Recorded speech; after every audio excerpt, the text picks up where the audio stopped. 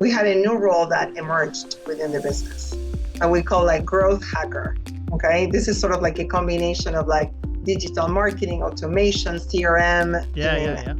If you go out in the marketplace and look for a growth hacker, you're not going to find any, because it's a newly crafted role. And of that, we're going to see many more, right? We're going to see jobs going away, new jobs coming in. So if you focus on, looking for people that have experience in a particular job, you're not going to find them. You're doomed from the very beginning. But if you're focusing on skills or relevant skills, right, or adjacent skills, you're really going to make sure that you're really kind of like expanding your talent pool, and that you're able to respond to the business needs much faster.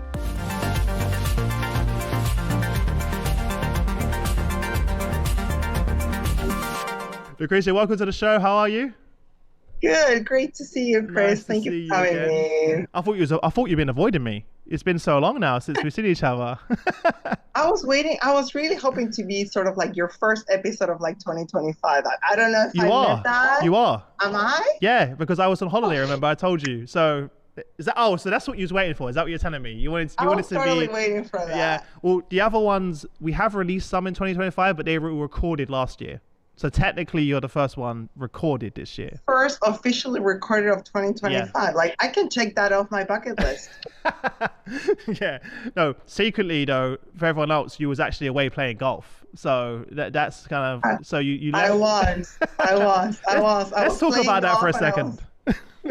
What's that? So let's talk about that for a second. What led you to? Got it. Yes. What? Tell everyone a little bit about that, because I think it's pretty cool. Yes, I was.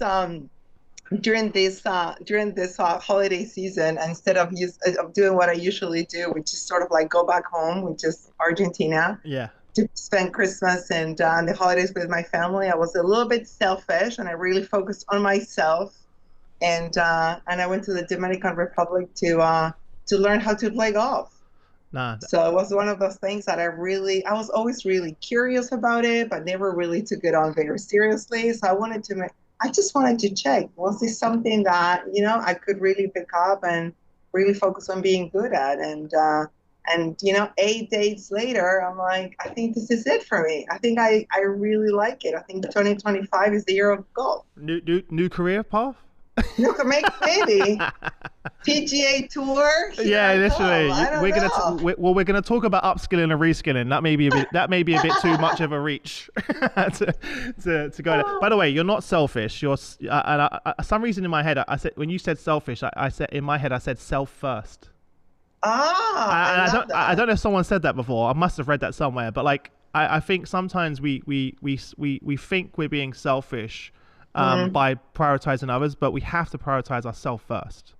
100%. 100%. In order for us to be the best, version of ourselves. Yeah, exactly. To be able to do it. So I'm happy that you took the time to invest in you and do something that you're really passionate about, because so many of us make excuses of why we shouldn't do those things as well. So I'm glad you had fun. It's so funny that you say that, because what I also discovered, and part of the reason that I also really enjoyed this newly found sport is like the ability to focus and the mental clarity.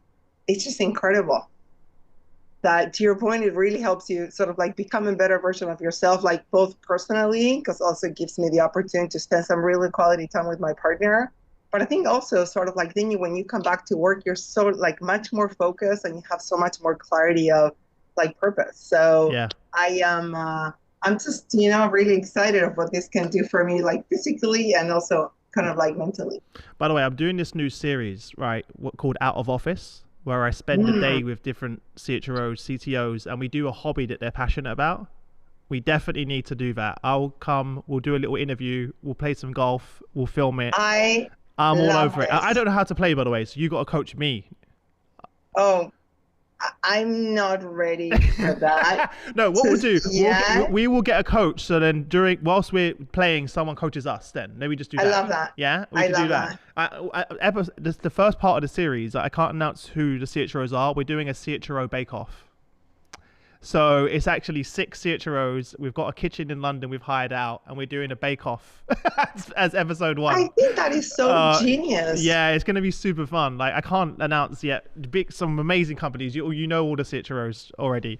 But this year we're trying to do way more fun, kind of cool content around that. And there's one of the CHROs I'm going to play tennis against. We're going to play tennis, and we're going to film a cool interview and sit down after. So that's kind of like one of the things that I've been wanting to do on my bucket list, that I was like, I'm going to do it this year. And it's kind of like your version of this carpool karaoke. Yes. Instead of like doing a carpool karaoke. 100%. Yeah. I still love it. If you do decide to do a carpool karaoke version for HR, please tell me. Karaoke is also one of my passions. What's going to be your go-to song? Oh, that's the question. I'm a big. I Will Survive is definitely one of my go-tos. You know, is that secretly deep down your HR trauma speaking? is that what all the HR leaders singing "I Will Survive" is the national anthem of HR? That would be pretty fitting for the group. Hilarious. But it's an easy song to remember. Yeah, exactly. Before we're going further, tell everyone a little bit more about your background. You shared a little bit and your journey to where we are now in the role. Sure. So, I think that how I found my way into HR, I think is probably grounded on, where I'm coming from, right? So I'm come from a country where unemployment rate is pretty high, especially with sort of like new entrants into the workplace, and in particular the youth. So very early on, I became like really interested in this sort of like dynamics between the world of education and the world of labor, and how to sort of like, how can we better bridge those gaps, and that kind of like led me to really understand what sort of like companies were hiring for. And that sort of like led me to HR. Mm-hmm. So, so I think about, my professional career, I really grew up in sort of like 3 global companies, all based in the US. So across sort of like 3 different industries, and, taking on sort of like HR business partner and COE type of roles in like change management, OT, talent. So I would say that professionally, I grew up, at Bristol Myers Squibb in the pharmaceutical industry, at Mastercard twice. So I'm a boomerang. So I was here boomerang. I forget about that. Yeah. Mm-hmm. And then also at Nike. So, really great opportunity to work across, pharma, sort of like retail, apparel, and technology, obviously with a very important focus on payments. So 3 really great, very different sort of like industries and companies where I think I sort of like acquired a lot of incredible know-how in this space. And 20 plus years later, right, I found myself in sort of like the second chapter of my Mastercard career, and now leading the talent and organizational effectiveness team, which is sort of like an incredible platform, which really connects me back to what led me into HR into the first place, because I have just an incredible platform where I can really sort of like future-proof Mastercard, right? Really make sure that we have the talent that we need in support of the future of the company. So really excited to be here and share a little bit more about the journey with you. Love that. And is it right you rejoined during COVID, right? So I rejoined Mastercard before COVID. So I rejoined Mastercard. And first, took the role, like as an HR business partner, right? And then from an HR business partner role, I transitioned into the COE role, leading talent and org effectiveness, and that happened during COVID. Yes. Yeah, that's a big. What a time to move into that role. How did you find that? Really interesting time to change, right? In terms of like not being able to meet your team, obviously for a very long period of time. So definitely. Thinking about how do you establish yourself, how do you transition into the space in terms of like meeting all of the different key stakeholders, whether inside or outside of your team, incredibly virtually, right? But also sort of like contextually, right? What was happening outside of the company and also inside of the company definitely shaped quite a bit the areas that I decided that we need to focus on as a talent an OE, but if you think about externally, obviously what was happening to your point, like COVID, the great resignation, like this incredibly crazy, war for talent, everybody sort of like going after the same talent and the same skills. And then internally, we had equal number of, changes that were going on. So, the expectations of our employees were changing. The makeup of our employees was changing, which obviously meant that the expectations were changing as well.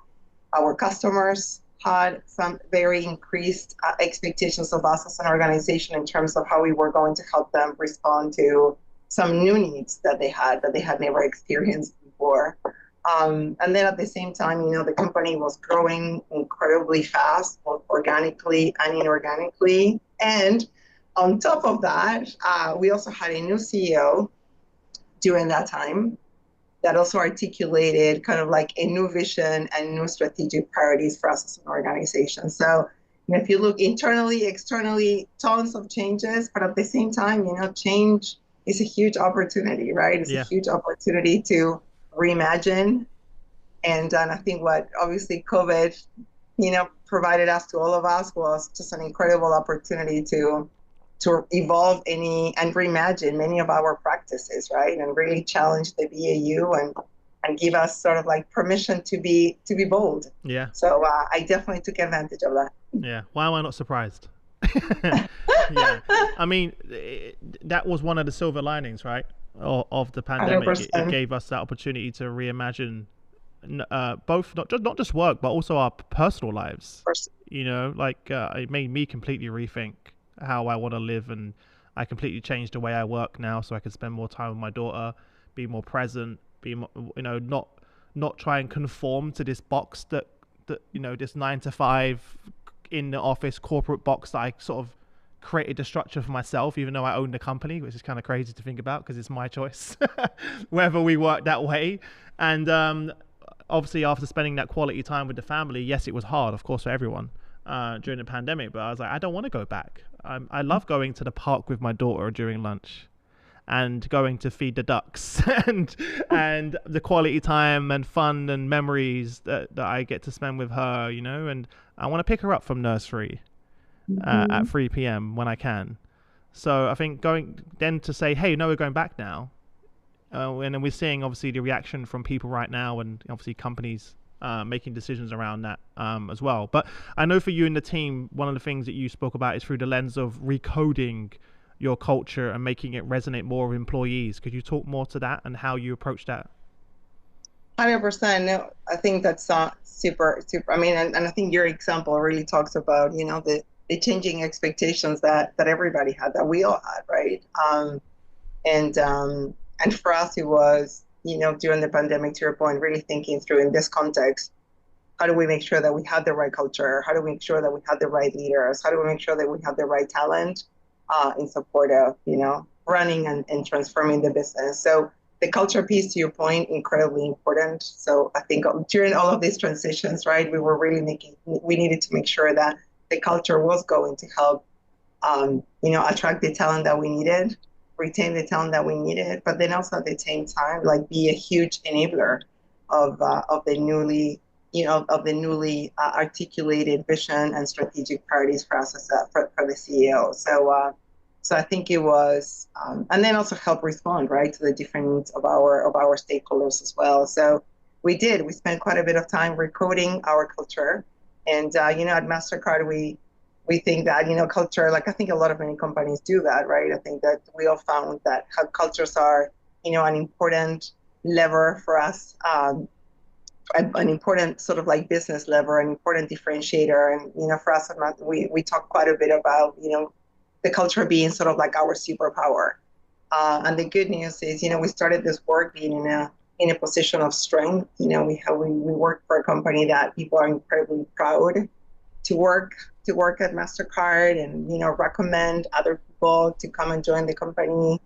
And so I think our recoding of our culture really was kind of like in a much more proactive approach, if I may say, right? It's like how we wanted to make sure that we were really building on what was going to be Mastercard, but at the same time, how we were making sure that the culture was really going to help us position us for the future, right? Yeah. Helping us sort of like build the company, for the future and sort of like faster.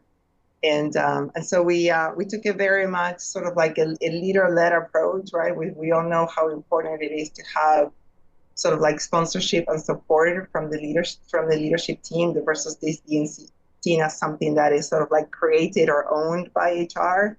We wanted to make sure that really ownership and leadership was coming sort of like from the top of the house. So we engaged a cross-functional group of leaders to really help us think through, how do we recode the culture, right? So we asked them the question about what were some of the things that, that they thought that we need to preserve about, the current state of our company, that we know that were source of pride of our employees, that we wanted to retain, that were sort of like uniquely Mastercard.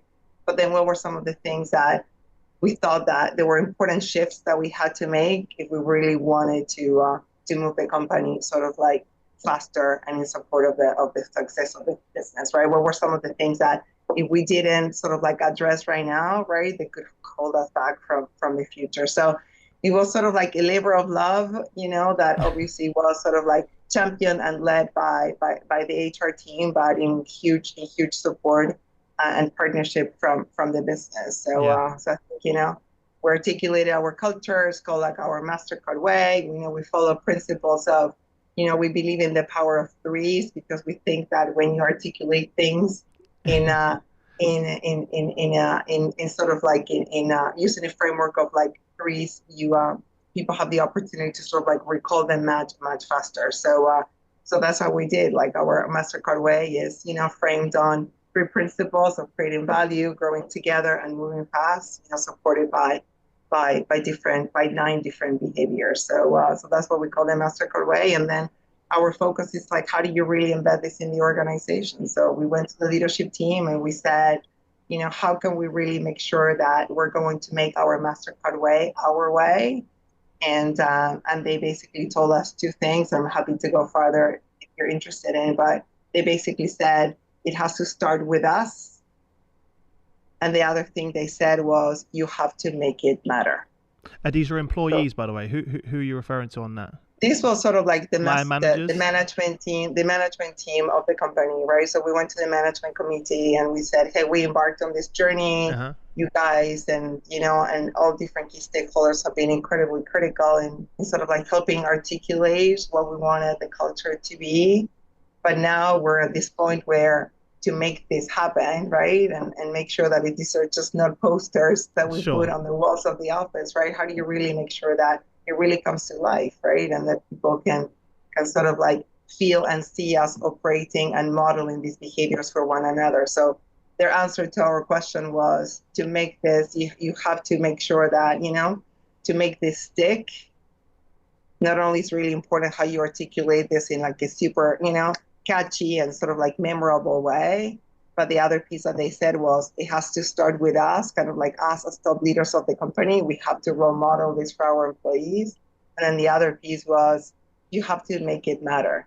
So there have to be sort of like consequences, you know what I mean? Yeah, it has to be aligned to how people are rewarded, compensated, etc. To generate the right behaviors. Otherwise, you could have like, you could say, hey, these are the behaviors we want, but you've got a system that's designed to promote the opposite.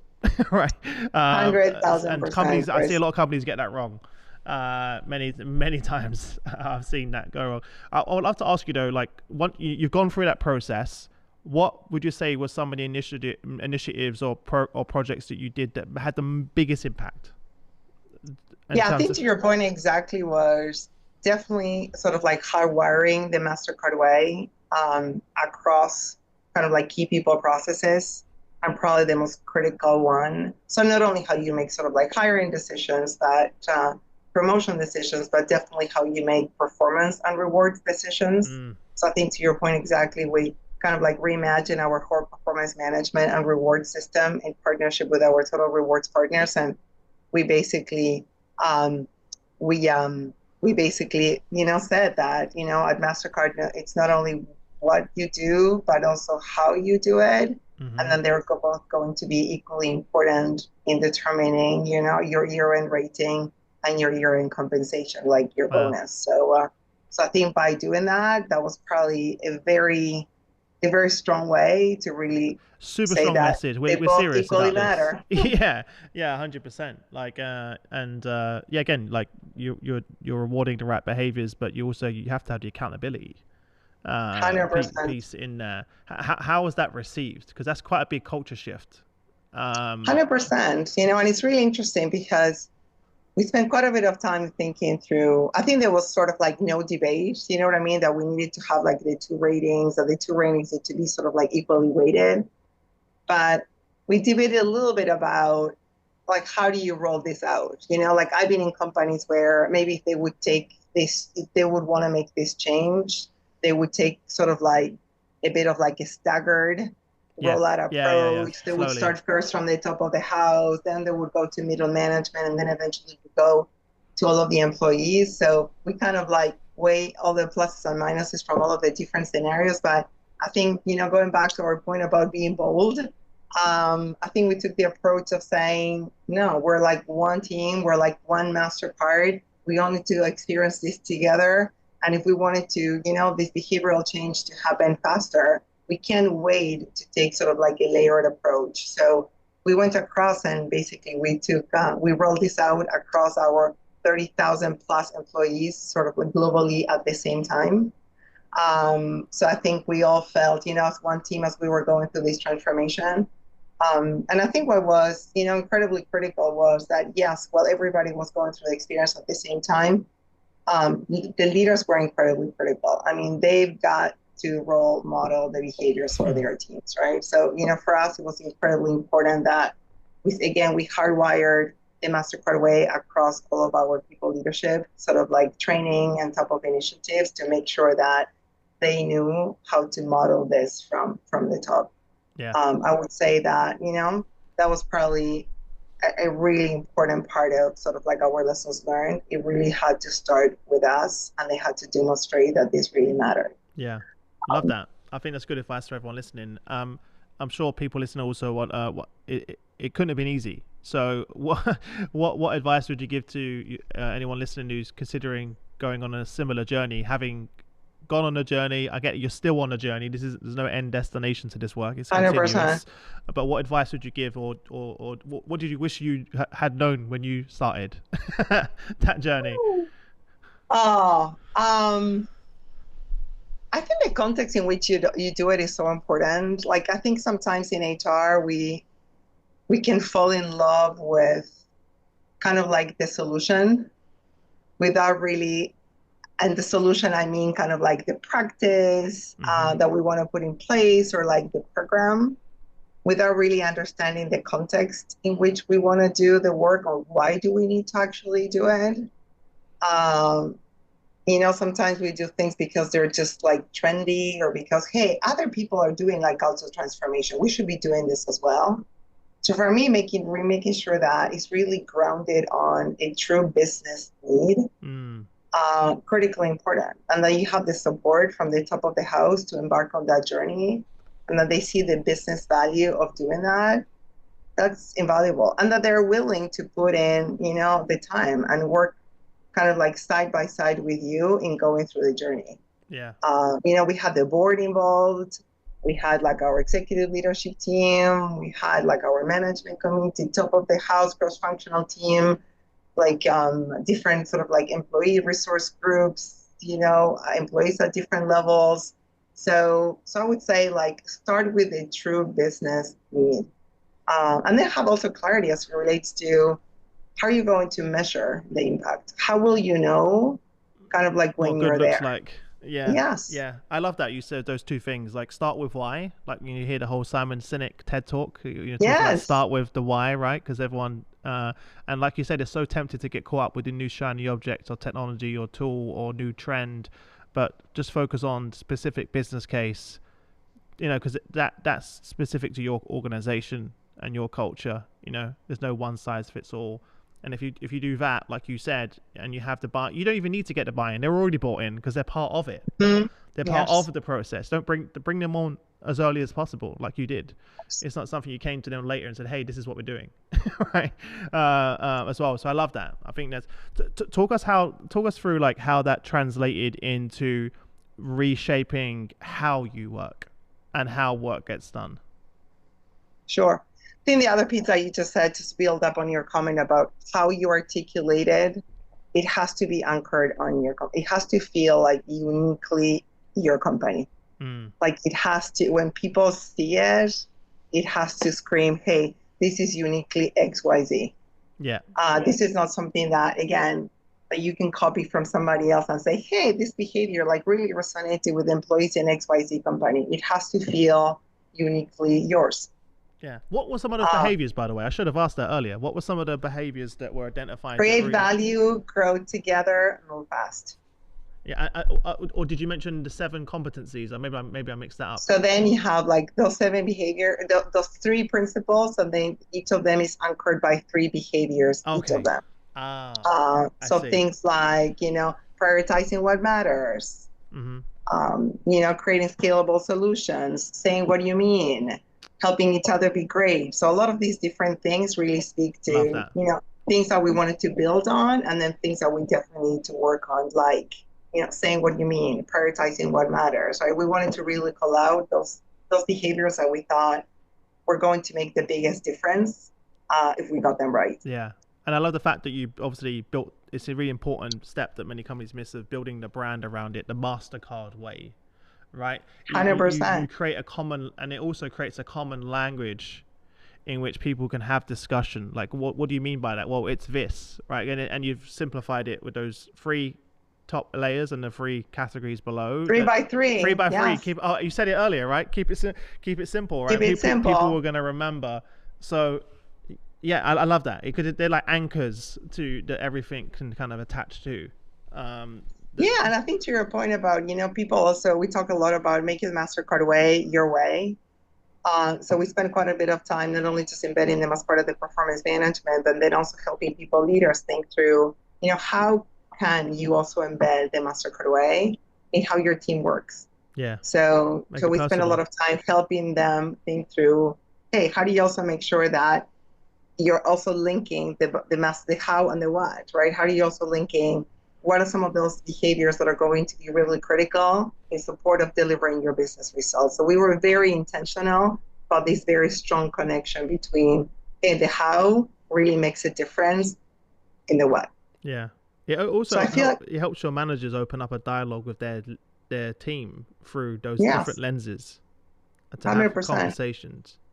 And I think to your question about, how it helped the different ways of working, to your point, there's obviously, we work incredibly closely with my partner in crime that you had in one of your podcasts, Anshul. Yes. Right. So definitely as part of our employee listening efforts, we make sure that, employees are seeing the Mastercard way sort of like being demonstrated in all of our different interactions, as well as, and they're also seeing the impact, right, of the Mastercard way on the business, and also the voice of the customer. So we also, want to make sure that this is also making a difference in terms of how we show up as an organization with our customers as well, right, in terms of like creating innovation, making it easy, right, for them to do business with us as an organization, that they really see us as showing up as sort of like one Mastercard team, right, vis-a-vis them.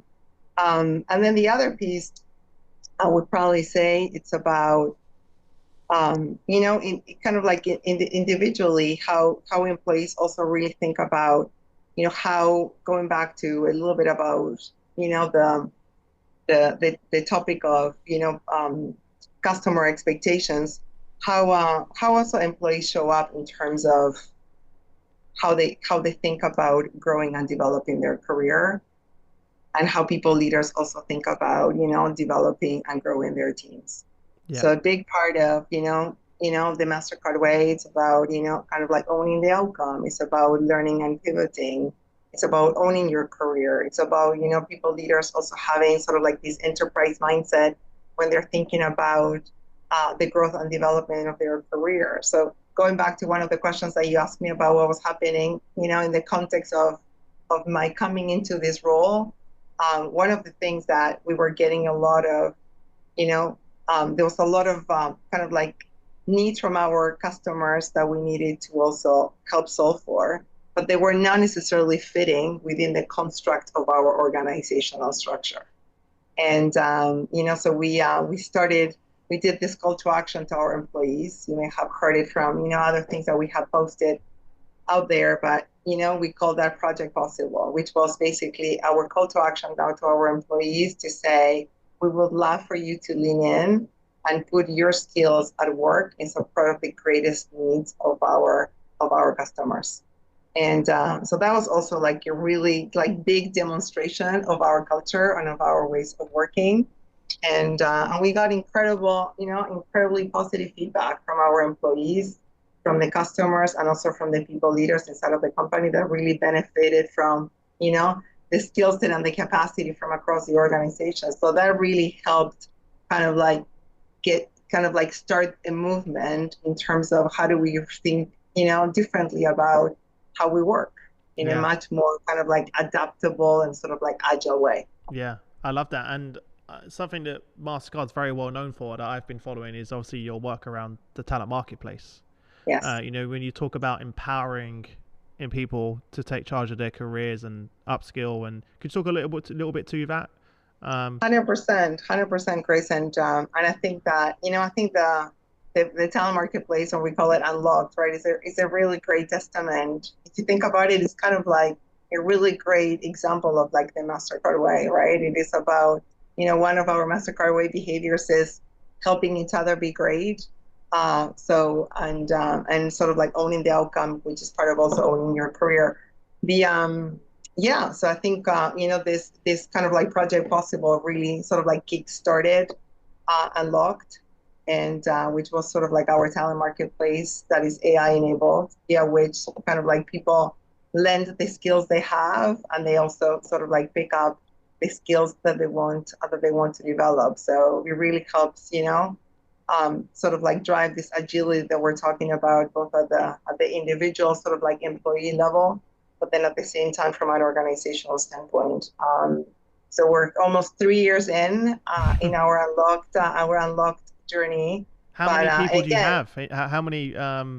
Yeah, so we have like 90% of our workforce. Wow. Sort of like registered, really? which is Wow. pretty amazing. That's pretty amazing. Wow. 35+% of our employees are actively engaged in the platform. Wow.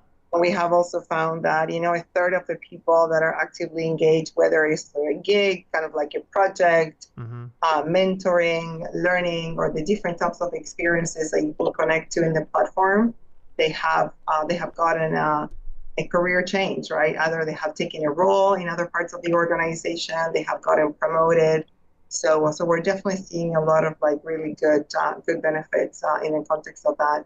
But I think to the conversation we were having earlier about what got it started was a business need, right? So going back to the why and the change in like the culture, the recoding of the culture. So, yes, today's pretty trendy to have like a talent marketplace. But I think for us, honestly, it was a matter of we needed it to really be able to respond to the emerging and needs of our business. We just had to find a way to respond very differently. But, it's so I definitely think that, as we sort of like embark in 2025, kind of like skills AI are definitely very much top of mind for me, for the team, and for our HR team. But well, let's jump into that we have done with Unlocked. No, but I think, the work that we have done in Unlocked is definitely helping us kind of like set the groundwork for the work that we need to continue doing. You have to lay the foundation first. 100%. To that point, right? And honestly, like many companies that are just still early on that journey of the talent marketplace that I speak to, there's only a few companies like yourselves and a couple of others that are really kind of quite far ahead and advanced on that. So for those listening that are earlier on the journey, what are some of the things that they should be thinking about? What are some of the questions that they should be asking? What advice would you give to them when they think about talent marketplace specifically? Because that's something, as they move to skills-based organizations, that is really top of mind for people right now.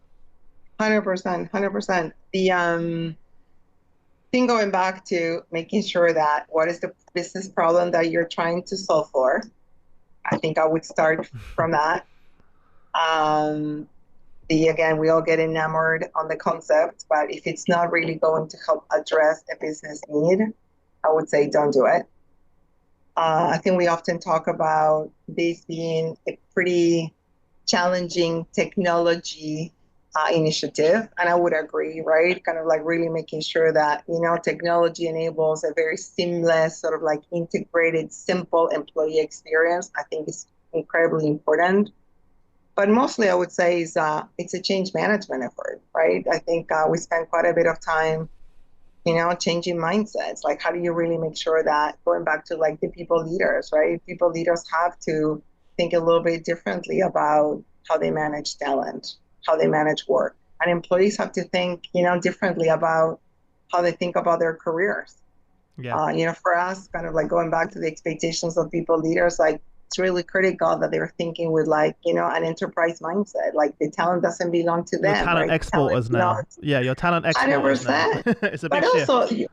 but you're not only just a talent exporter, right? You're like a talent importer as well, Both. right? Yeah, yeah. So you need to think about these talent plus marketplaces as like, not only that you're losing, but you're also like winning, right? And also you're not losing, right? You're really helping contribute to the greater good of the company. And that's why, making sure that some of these movements are really anchored on your culture, because the strength of your culture really comes through in all of these different initiatives. Like if you don't have people really thinking about the greater good of the organization, maybe they're not going to be willing, right, to give up some of their time of some of their people. Yeah. And then for employees, I think you nicely said it, like really think about how you own your career. I mean, what the beautiful thing about these marketplaces is like, kind of like is the key to your car. Like then you kind of like you sit in the driver's seat of your car and you can decide how fast you want to drive it and in what direction you want to drive Yeah. it. So it's like we're totally empowering people, right? I mean, employees, going back to the point about changing expectations, everybody wants greater personalization, right? Yeah. Everybody wants to be able to access what they need when they need it. Well, this is what the marketplace gives them, right? It's like it gives you an opportunity to incredibly hyper personalized opportunities based on the skills you have and the skills that you want to build. So I think that the impact that this can create, in terms of the agility of the workforce is incredible. But again, it has to start grounded on the needs of the business. And also, I think you have to have support from the business in terms of how you think about, managing talent and managing the workforce. Yeah. As we look ahead to 2025, it's time's flying way too fast that we're in 2025 already. What are some of the focus areas now for you and the team? Obviously, what you described is always ongoing work that never ends, but we can't have a conversation these days about talking about AI or about talking about, as we mentioned, skills-based organizations, which are already doing some great work about. What are the key focuses for you and the team? Skills, to your point, exactly, building on the successes that we had with Unlocked, and really how do we make sure that we continue to leverage skills to drive agility in the organization, and in our employees, paramount. Change is constant, and we really need to make sure that, we take a skills-first approach to be much more agile in how we respond to, emerging needs of our employees, our customers, our business, you name it. Like you and I know that we don't know what they need maybe tomorrow. Yeah. So when you anchor it on skills, I think you can have much more flexibility in terms of, attracting, sort of like retaining and most importantly, really making sure that you have the talent that you need, sort of like when you need it. I can tell you like a really fun story on that piece. We had a new role that emerged within the business, and we call like growth hacker.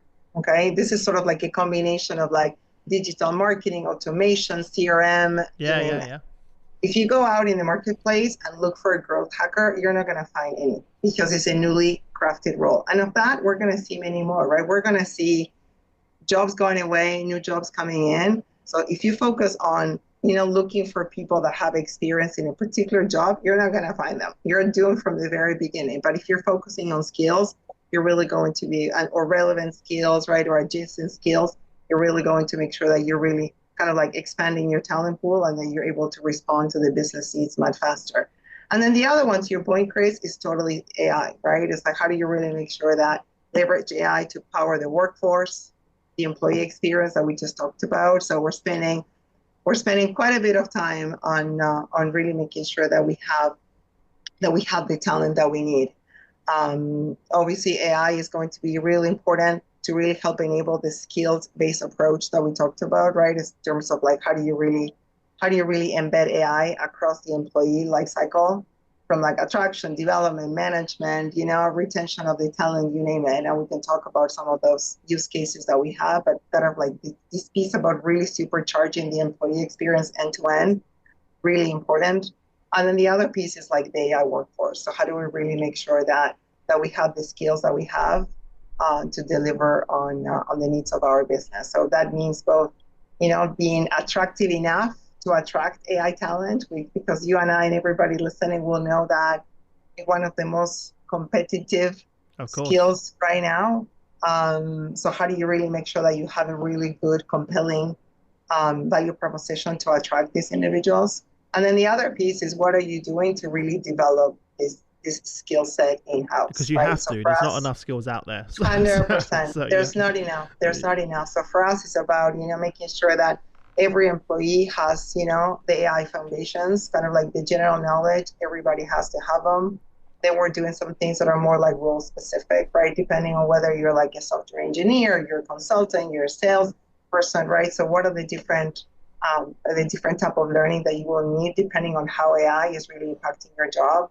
Yeah. And then I think the ultimate goal, right, with this journey is to really make sure that we can reskill for new roles, right? As we get much more intelligence as it relates to newly created roles, emerging skills, like how do we start really making sure that we can, start build those emerging skills in our employees, and also be really transparent with them, right? As it relates to how do we see the market dynamics really changing, and in the spirit of them owning their career and continue to become incredibly relevant, right, in this changing environment.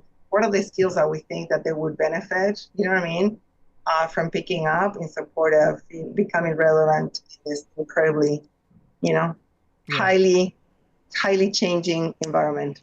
And you're already a step ahead on that, right? Because you already have the talent marketplace to help nurture that, and people can add new skills that maybe you didn't even aware that employees even had.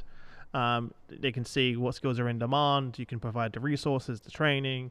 So you kind of got that part, because it almost feels like if you're a hybrid company and you don't have something like that in place, you're kind of operating in the dark.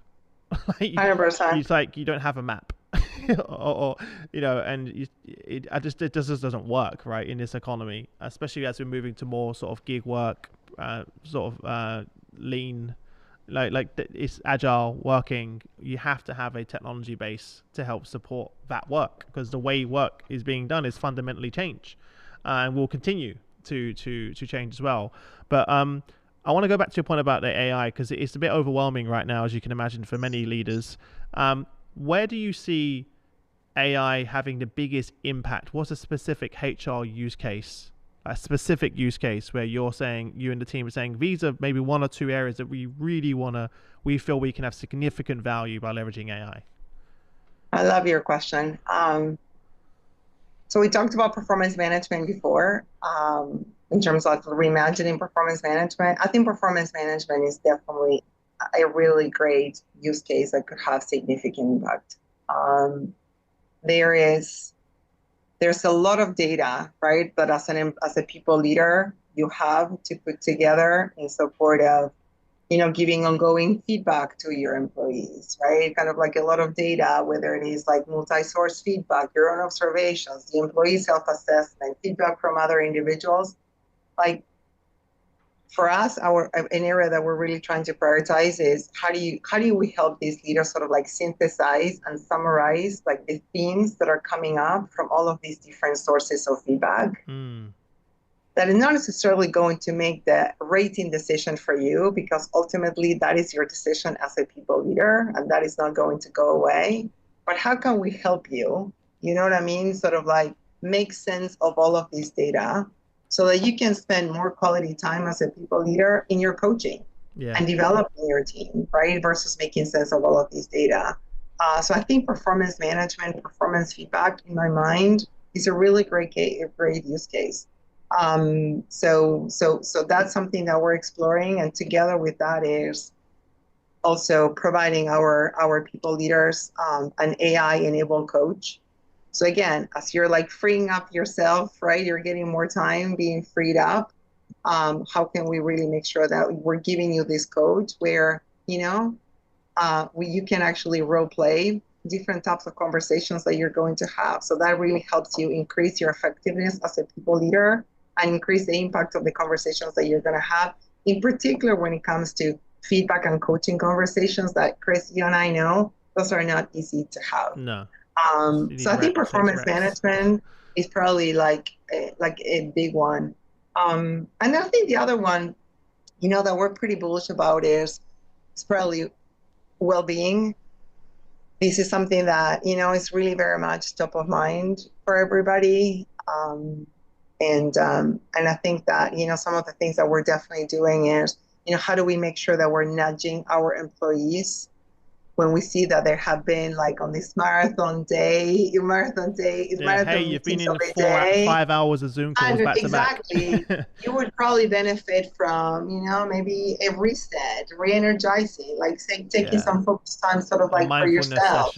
Mindfulness. 100%. So something like that, or, when we're like sending emails to one another, like how do you really make sure that you're sending an email in a time where the other person is not necessarily, taking some time off, right? So it's sort of like within their working hours. So I think that probably wellness is an area where I think that we can actually help sort of like employees find, be much more productive, much more engaged by honestly going back to the beginning of our conversation, really taking care of prioritizing themselves too. Yeah. Oh, I love those 3 use cases. There's so much opportunity and so many data points to connect that you need generative AI to be able to make sense of all of that. I think what I'm most excited about, which has always been a challenge for organizations, is creating sort of the customized learning experiences at scale. In the past, it's kind of, you had, like you just said, actually, with your coaching example, you had a coaching which was only for the few, right? But now we can offer that at scale and now unlock a whole another level of potential, meet people where they're at. It's more inclusive. It can be in your own language. You want video content, great. You want to read, great. Right? And now, and even with our own Atlas Copilot, our own HR Copilot that we launched, being able to create those customized learning pathways, it's just almost like we just unlocked a different level. And people are like, wow, it really meets them where they're at, and we just couldn't do that. That was manual. L&D teams were manually 100%. Creating these things before. So that's stuff. I think it's one that I'm most excited about, because all the way throughout the business, everyone can have a coach. Everyone can have the opportunity to grow and learn and develop, and that was in the past only for the few. I think for me, I love what you said that, and I think it's again, it's incredible. It's super fascinating because we have been able to achieve 2 things that in the past people thought that were contradictory. Yeah. Scale and personalization. It didn't work, but and now we can do them both, right? Yeah. And I think that is definitely the name of the game, right? So it's like all of this, that is the beauty, right, of AI. It's really helping us democratize access to opportunities. Exactly. To personalize opportunities at scale. So it's like, that's why it's, for people leaders, for employees, for HR, like we got to lean in, right? We gotta unlock the power that all of these different AI agents You just made the name of our new LinkedIn article that we're going to do together. The democratized, personalized scale. Like, it's a good title. It's incredible. But I mean, we have, honestly, like if you think about, all of the change that we have experienced, like in HR over the last couple of years, is transformational. Yeah. So are we also transforming at the same pace of these technologies? That's exactly why we built Atlas Copilot. Like, it's a shameless plug, but that's the whole point. We were like, in order for HR to lead the way, we built our Copilot to upskill and reskill HR leaders in their teams so they can lead the way on this work. Because we realized that we want the HR functions to be trailblazers of this new technology and this new this is the future, whether you like it or not. It's not going away. Chris, 100%. And think about, how it's really going to help us in the HR team, whether you're like a recruiter, whether you're like an HR business partner, the time the time that this is going to create for you to be able to focus on, higher value add activities. Yeah, just unlocking that. And create value in a different way. I remember being an HR business partner. How many times you have an employee or a people leader to say, hey, do you have any ideas for me in terms of how I can develop myself? What training courses could I be taking? I'm like, hello, you can now go to your point, whether whatever talent marketplace, whatever platform you have where people can access personalized opportunities and do that, in their own time, hopefully all of this time that we're also freeing up for them, you know what I mean? Yeah. In the context of automating some of their activities, they can also spend time working on, on upskilling themselves for the future of the organization. So it's we've got an incredible power, an incredible tool, incredible power in our hands. So I'm excited about the future of HR. Yeah. Well, listen, I feel like I could talk to you forever, but I got to let you go at some point. So you too. I'm so happy we managed to make this happen, and I appreciate you taking the time out to share your experience, your journey. This is why we created the show. So there isn't no show without guests that like you. So I appreciate you taking the time out to share. Oh my God. And thank you for having me. I wish you all the best until we next speak. Hopefully next time we speak, we're playing some golf. We do. Well, I think we're gonna do this podcast that you're talking about. We're gonna do it on the golf course, and we're gonna talk about the parallelisms between golfing and HR. I will talk about the fact that you have to put a lot of reps in to get it right. Right, there's a lot of analogies that we're going to come up with there as well. So the upskilling and reskilling on the golf course. We're going to do it. I can't wait. Well, listen, I wish you all the best for next week, but thanks a lot. That was great. Happy 2025. Thanks. Thank you.